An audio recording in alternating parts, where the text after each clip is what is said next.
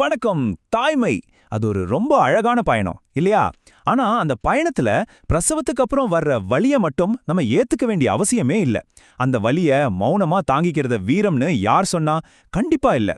So இன்னைக்கு நாம பிரசவ வலிய எப்படி சயின்ஸ் உதவியோட சரியா மேனேஜ் பண்றதுன்னு பார்க்க போறோம். வலிய சும்மா பொறுத்துக்கிட்டு இல்லாம அறிவோட அதுல இருந்து எப்படி மீண்டு வரதுன்னு தெரிஞ்சுக்கலாம் வாங்க. முதல்லயே இந்த ஒரு விஷயத்த ஆணித்தரமா சொல்லிடலாம் பாருங்க. ஒரு புதிய தாய்க்கு மௌனமா கஷ்டப்படுறது ஒரு வீரச் சின்னம் இல்ல. எவ்ளோ பெரிய உண்மை இதுல இருக்கு இல்லையா? பல வருஷமா நம்ம மனசுல படிய வச்ச ஒரு விஷயத்த இது உடைக்குது. அதாவது வலிய பொறுத்துக்கிறது தான் தியாகம்னு நாம நினைக்கிறோம். ஆனா அது தப்பு. உங்க வலி நிஜமானது. அதை ஏத்துக்கிட்டு அதுக்கு தீர்வு காண்றது தான் நீங்க குணமடைய எடுத்து வைக்கிற முதல் படி. சரி, அப்போ வலி அது ஒரு பரிசு இல்ல. அதுக்கு ஒரு உயிரியல் விலை இருக்கு. நாம புரிஞ்சுக்க வேண்டிய முக்கியமான விஷயம் என்னன்னா, வலிய கண்டுக்காம விடுறது வெறும் ஒரு கஷ்டம் மட்டும் இல்ல. அது உங்க உடல் தன்னைத்தானே சரி செய்ற அந்த ப்ராசஸ நேரடியா பாவிக்குது. வாங்க அத பத்தி இன்னும் தெளிவா பார்க்கலாம். அப்படியே தாங்கிக்கிட்டா என்னதான் ஆகும்? முதல்ல உங்க உடம்புல இருக்க செல்கள் குணமாகிறது ரொம்பவே லேட் ஆகும். ரெண்டாவது, கார்டிசோல்னு சொல்ற அந்த ஸ்ட்ரெஸ் ஹார்மோன் அளவு எகிரிடும். இதனால என்ன ஆகும் தெரியுமா? நேரா உங்க தாய்ப்பால் உற்பத்தியை அது பாதிக்கும். எல்லாத்தையும் விட முக்கியமா, பிரசவத்துக்கு பிறகான மன அழுத்தம், அதாவது பிபிடி வரத்துக்கான ரிஸ்கை இது ரொம்பவே அதிகப்படுத்துது. ஸோ வலி மேலாண்மைங்கிறது சௌகரியத்துக்காக இல்ல, அது ஒரு அத்தியாவசியமான மருத்துவ தேவை. ஓகே, அப்போ இந்த வலியெல்லாம் எங்கிருந்து தான் வருது? எல்லா வலியும் ஒண்ணு போலவா இருக்கு? இல்லவே இல்ல. பிரசவத்துக்கு அப்புறம் நீங்க உணர்ற வலிக்கு ரெண்டு முக்கியமான காரணங்கள் இருக்கு.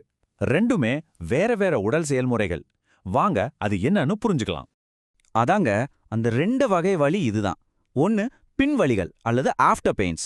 இது உங்க கருப்பை பழைய நிலைக்கு சுருங்குறதால வர்ற வலி. இன்னொன்னு திசு காயம் அல்லது டிஷ்யூ ட்ராமா. இது பிரசவத்தின் போது ஏற்பட்ட தையல்கள், கிழிசல்கள் இல்லனா சி செக்ஷன் காயத்தால வரது. ரெண்டுமே வேற வேற. அதனால அதுக்கு நாம கொடுக்க வேண்டிய கவனிப்பும் வேற வேற. முதல்ல இந்த பின்வலிகள் ஏன் வருதுன்னு பார்க்கலாம். குழந்தை பிறந்ததும் ஒரு தர்பூசணி சைஸ்ல இருந்த உங்க கருப்பை திரும்பவும் ஒரு பேரிக்காய் சைஸ்க்கு சுருங்கணும் இல்லையா? அந்த ப்ராசஸ் பேர் தான் யூட்ரைன் இன்வல்யூஷன். இது எப்படி நடக்குதுன்னா, கருப்பை ரொம்ப தீவிரமா சுருங்கும். இந்த இறுக்கமா மூடிய கை உவமை சூப்பரா விளக்குது பாருங்க. கை விரலல் இறுக்கமா மூடுனா எப்படி இருக்குமோ, அப்படி கருப்பை தன்னை இறுக்கிக்கிட்டு ரத்தப்போக்க நிறுத்துது. அந்த சுருக்கம்தான் அந்த வலி. நீங்க கவனிச்சிருக்கலாம், குழந்தைக்கு பால் கொடுக்கும்போது இந்த வலி திடீர்னு அதிகமாகும். ஏன் அப்படி?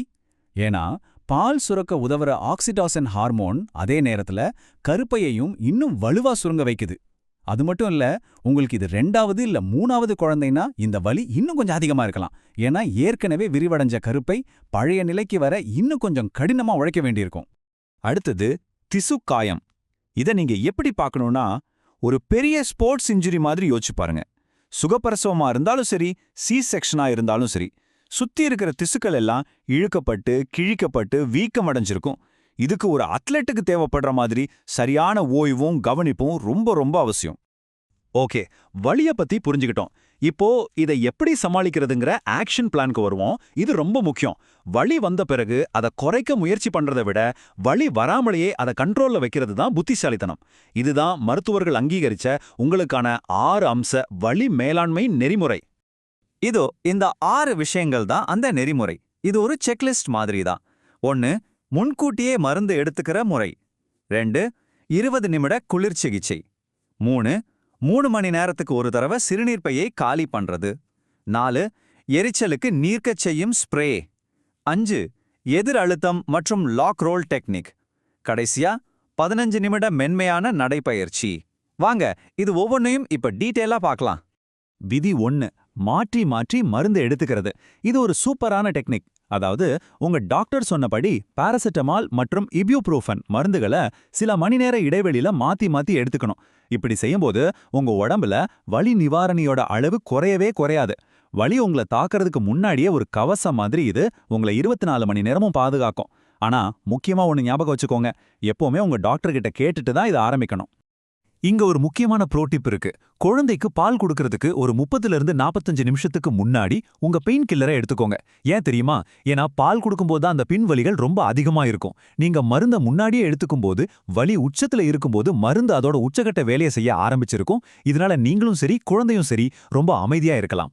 விதி 2. குளிர் சிகிச்சை. இதுக்கு பேட்சிக்கல்னு ஒரு செல்லப்பேரும் இருக்கு. குறிப்பா பிரசவத்துக்கு அப்புறம் முதல் 2 நாள் இது ரொம்பவே ஹெல்ப் பண்ணும். இதை வீட்லயே ஈஸியா செய்யலாம். ஒரு சுத்தமான மெட்டர்னிட்டி பேட் எடுத்துக்கோங்க. அது மேல கொஞ்சமா கற்றாழை ஜெல் தடவி லேசா தண்ணி தெளிச்சு ஒரு ஜிப்லாக் பேக்ல போட்டு ஃப்ரீசர்ல வச்சிருங்க. அவ்வளோதான். இது அந்த இடத்துல இருக்கிற வீக்கத்தையும் வலியையும் குறைக்க ரொம்ப நல்லா வேலை செய்யும். 3வது விதி, சிறுநீர் பையே காலியா வச்சுக்கிறது. யோசிச்சு பாருங்க, ஒரு பலூனை ஊதி உங்க கருப்பை பக்கத்துல வச்சா எப்படி இருக்கும்? அது கருப்பையை அழுத்திட்டே இருக்கும் இல்லையா? அதே மாதிரி தான் நிரம்பின சிறுநீர் பையும். அது கருப்பை சரியா சுருங்குறத தடுத்து வலியையும் இரத்தப்போக்கையும் அதிகப்படுத்தும். அதனால உங்களுக்கு சிறுநீர் வர்ற மாதிரி உணர்வு இல்லைனாலும் கூட 2-3 மணி நேரத்துக்கு ஒரு தடவை கண்டிப்பா பாத்ரூம் போயிட்டு வாங்க. விதி 5, உங்க தையல்களை பாதுகாக்கிறது. இது சி செக்ஷன் செஞ்சவங்களுக்கு ரொம்ப ரொம்ப முக்கியம். 2 டெக்னிக்ஸ் இருக்கு. ஒன்னு ஸ்பிளிண்டிங், அதாவது உங்களுக்கு இருமல் இல்ல தும்மல் வர்ற மாதிரி இருந்தா உடனே ஒரு தலையணையை எடுத்து உங்க தையல் போட்ட இடத்துல இறுக்கமா அணைச்சு பிடிச்சுக்கோங்க. இது அந்த அதிர்ச்சியை தாங்க உதவும். 2வது லாக் ரோல். படுக்கையிலிருந்து எழும்போது நேரா வயிற்று தசைகளை உபயோகப்படுத்தி எழக்கூடாது. முதல்ல ஒரு பக்கமா திரும்பி அப்புறம் கைகளை ஊன்றி எழணும். இது உங்க தையல்களை பாதுகாக்கும்.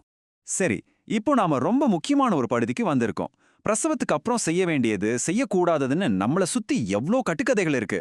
அறிவியலுக்கே சம்பந்தமில்லாத இந்த கலாச்சார சங்கிலிகளை ஒன்னொன்னா உடைக்க வேண்டிய நேரம் இது.